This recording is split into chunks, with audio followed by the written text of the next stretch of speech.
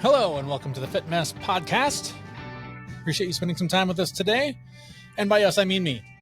It's just me recording a solo, talking about something that I have lived with my entire life, that we have dealt with on this show a number of times, because as it turns out, it's one of those things that never fucking goes away. At least not permanently. At least not for me. Talking about depression, of course. And I'm talking about this today because I'm on the other side of a couple of days of a bit of a depressive episode. And starting to feel a little bit lighter, still sort of walking that teetering line between wanting to just cry my eyes out for no goddamn reason at all and, you know, just trying to exist and function and have a job and continue to be a functioning member of society. But I also wanted to talk about this today because I got a text message the other day from a friend who was sort of in the thick of it. And I thought that our exchange was interesting because there I was in the middle of my own depressive episode, trying to coach someone else through their depressive episode. And as I'm reading the words I'm writing to my friend who is struggling, I'm thinking to myself, Jesus, stupid, take your own advice. How come you can't try these things for yourself? So I want to start with this. I want to start with this text thread, and I'll skip over the key parts so I don't have to identify anybody and make anybody feel bad. But basically, his text started with, dude, this depression is compounding daily for me. This is fucking ridiculous. To which I responded, yeah, I'm going through it a bit myself. It is relentless. So he says to me, I'm sorry to hear that, dude. Go jump in some cold water. You'll feel better, which normally works. And this is one of the things that I think frustrates me the most about depression is that you can put all these tools in your toolbox that are super helpful sometimes. Sometimes they're not, and it's a real fucking pain in the ass. So you have to try a bunch of different things, a bunch of different tools, a bunch of different strategies, things that have worked. In this case, I responded to him by saying I'm actually trying to work through it in the gym right now, because I know for me, depression is often a feeling of being stuck. Like I can't move this energy that's just kind of a weight holding me down, or it's just preventing me from taking a step forward. So I took a number of steps forward over to the gym to try and lift my way through it. And he responded by saying that, you know, he was really sort of seeking isolation. He was looking for a way to sort of get away from everyone and have some space to himself. In my experience, that can be tricky. Depression loves isolation. My depression loves isolation. I don't mean to speak for everyone who lives with it, but I know that, you know, part of it is a coping mechanism that tells you to go hide, to be away from everyone. The world's better off without you. So you might as well just remove yourself from it, even temporarily. So I recommended, you know, hey, when's the last time you hung out with your friends? When's the last time you just went out socially with some folks? To which he said it had been a very long time. Here's the other thing is because depression loves isolation, the thought of picking up the phone and texting or calling somebody and saying, hey, well, what are you doing? You want to go hang out with a depressed guy who's desperately trying to escape his pain? Oh God, it's the heaviest weight to lift. It's heavier than that. Like I got to get out the door to go work out. It's so crippling and locks you in place. So I know for me, one of the ways that I deal with that is I try to just break the pattern in my head of being stuck in my head and telling myself all the reasons that I'm terrible or the reasons why I'm failing or whatever it is that's holding me back in that given moment. And for me, I like to escape into a movie because for 2 hours, even if it's a movie I've seen 1,000 times, hello, Star Wars, it's an escape. It gets me out of the pattern sometimes. Again, these things don't work every time.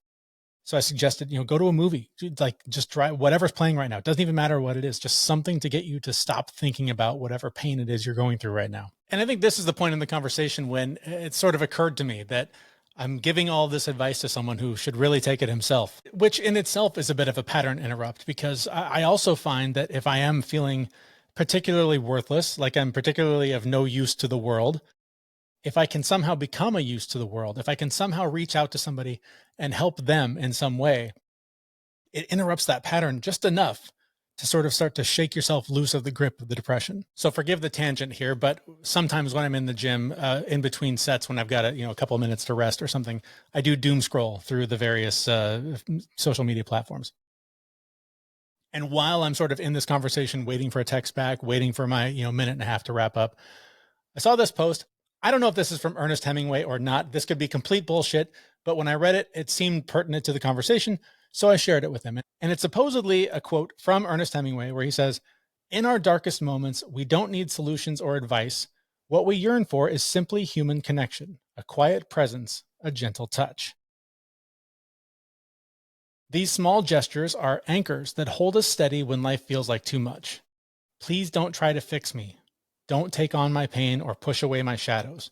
Just sit beside me as I work through my own inner storms. Be the steady hand I can reach for as I find my way.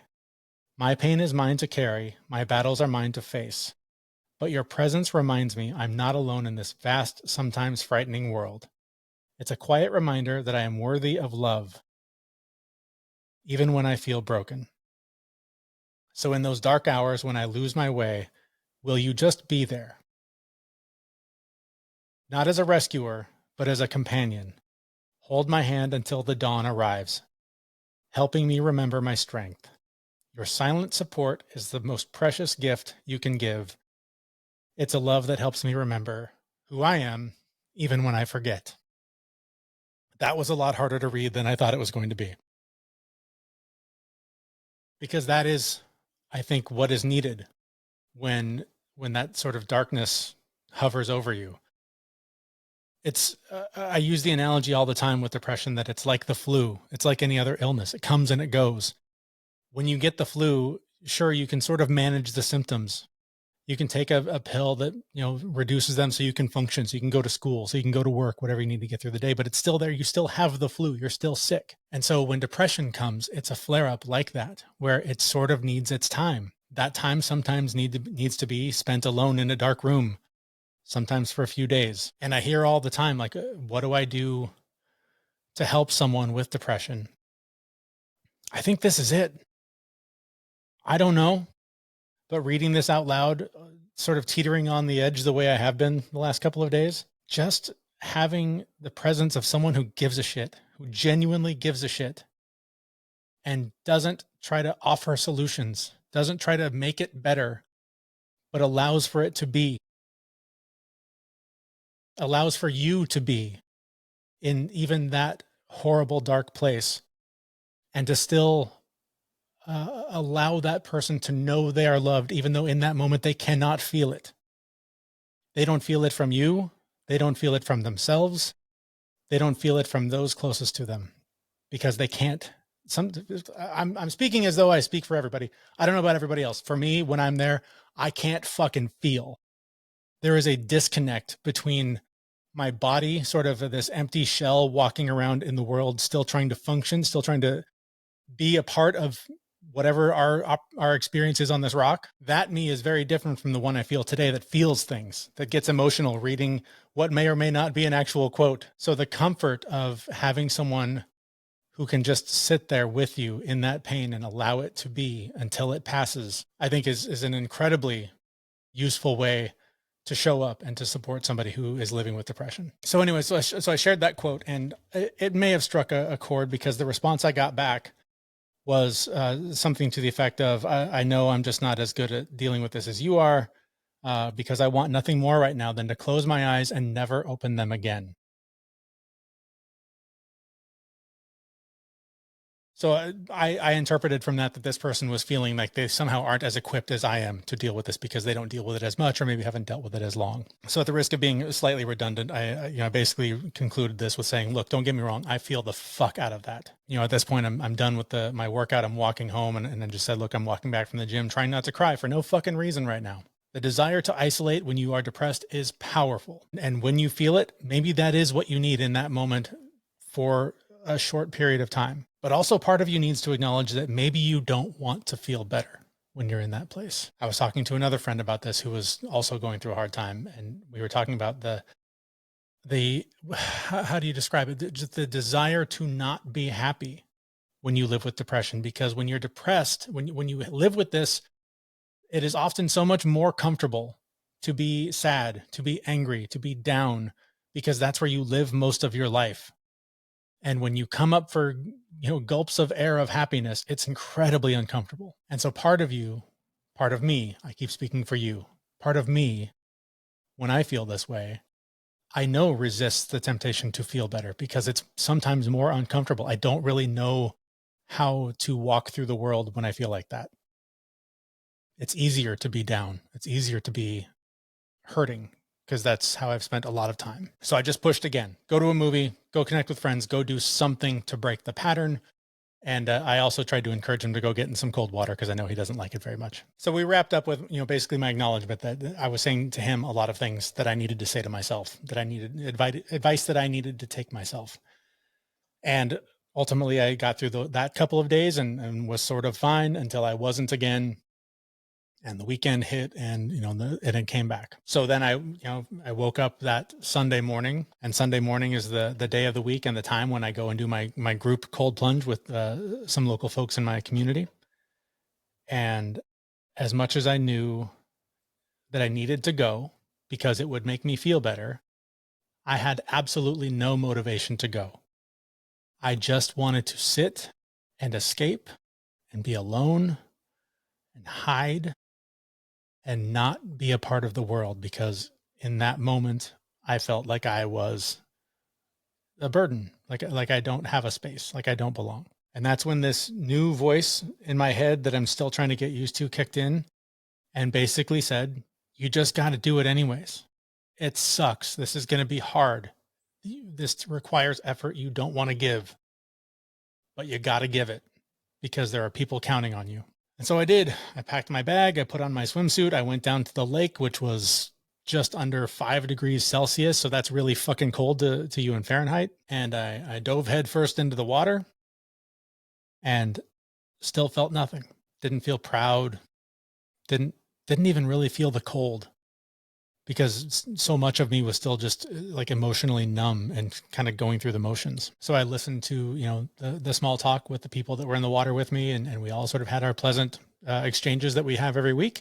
It's sort of, I don't mean to speak for them, but for a lot of us, it's kind of our church. It's our Sunday morning, nature bath thing that we do. And I did it and got back in the car and shivered the whole way home, where I was welcomed to a family who had made one of my favorite teas that was hot and ready for me. We have one of those pop-up New Recover saunas, which you can get a New Recover at a discount with our promo code. Check the website, thefitmess.com. I'll put a link on the show description here. But the sauna was heated up and ready for me.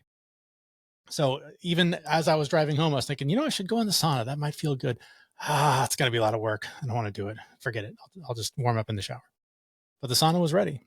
So because my family was looking out for me, I was able to get in the sauna and spend some time in there, just like 20 minutes listening to music that I love, that I often listen to when I'm down, and got through it. And ultimately, got myself cleaned up and was still like, my family still just gave me the space to go through what I needed to go through and just kind of quietly work through my pain and through my day. And that was what I needed.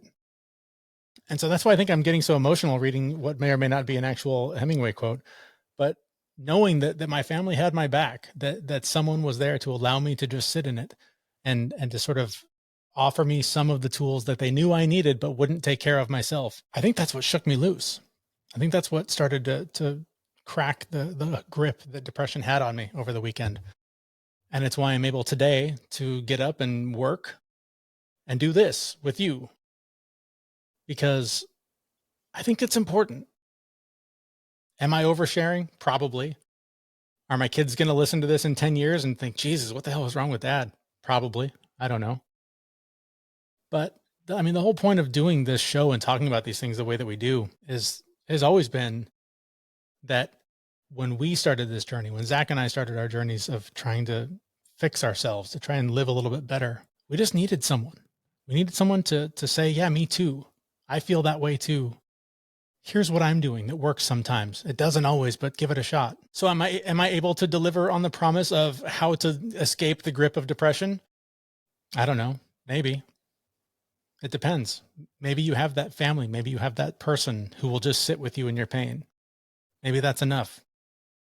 Maybe you need a cold plunge. Maybe you need to go to the gym. Maybe you need to watch a movie. Maybe you need to do whatever the thing is that offers you a little glimpse of joy when times are darkest. And maybe you need to try all of it, because sometimes it takes more than one thing. Sometimes it takes everything in your fucking toolbox to win. And in the end, the only way to lose is to quit. And I decided a long time ago, I'm not willing to do that. It doesn't stop my brain from trying to convince me every now and then to quit, but the decision's been made. I'm not quitting.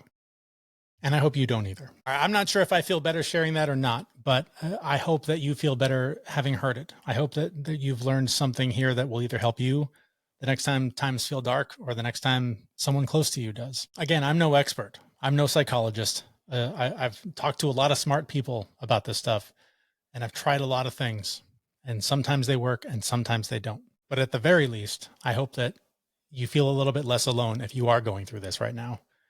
And know that you're not alone. I don't even know how many fucking millions of people deal with this every day.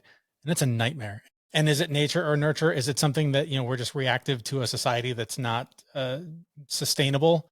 Or is there something, wired wrong in our brain? Is it both? I don't know, and I don't care. What I do know is that it's relentless, but you don't have to go through it alone. So if you are struggling right now, please reach out to someone close to you. We'll also put some links in the show description for this episode. If you're feeling particularly stuck and really don't have anywhere to turn, there's lots of free options available. We'll make sure we get those linked in the show description. And if you are struggling, just know I'm sorry. I know what it's like. It's really fucking hard. But I hope one of the few ideas that I've shared here will help shake you out of it, whatever it takes to sort of break that pattern. Like I said, go to a movie, go to the gym, go for a run, go for a walk, pet your dog, do something to just break the pattern. I know how hard it is. I know it's a heavy lift, but I'm confident that as long as you don't quit, you have an option. You have a way to fight out of this to feel better. I know I've fought this battle a million times, and so far I'm undefeated. And if you're still here, you are too. So keep fighting, stay strong, reach out if there's any way we can support you. Please use the resources linked in the show description for this episode. Again, I hope this has been helpful. I hope this has not brought you down further. That is not my intention. I hope that this, again, is helpful for you, and just keep fighting. Hang in there. Tomorrow's another day. Make sure you're here for it. And make sure you're subscribed to this show so that you get more uplifting messages like this and others from me and my new co-hosts, Joe and Jason, and from Zach when he returns. We all know getting through this shit can be messy. So if we can help clean up that mess in any way, then we're doing our job. Thanks so much for listening. We'll be back in about a week at thefitmess.com. Make sure you subscribe so you don't miss it. And if you think this could be helpful for anyone else who's going through something similar or knows someone who's going through something similar, please feel free to share this episode in hopes of helping them find a way out. Thanks for listening. We'll see you next week at thefitmess.com. We know this podcast is amazing and it doesn't seem to lack anything, but we need a legal disclaimer.